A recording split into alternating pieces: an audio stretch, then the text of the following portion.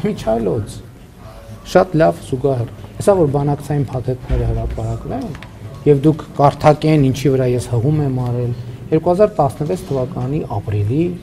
առաջարկությունը, 2016 թվականի հուլիսի կամ հունիսի առաջարկությունը, 2016 թվականի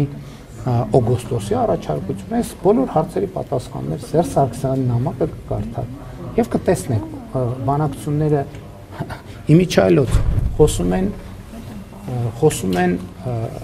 ռազմական բալանսի խախտման մասին, որ մեր ժամանակ ռազմական բալանսը խախտվել է, ճիշտ է։ Հիմա դուք, երբ որ այդ փաթեթը հրապարակվի, կտեսնեք ոնց է Սերժ Սարգսյանը իր ձեռքով գրել եւ ստորագրել, որ ռազմական բալանսը խախտված է։ Ինձնից առաջ։ Այս պահին չեմ ասում։ Չմոռանաք հավանել տեսանյութը եւ բաժանորդագրվել Civic AM-ի YouTube-յան էջին։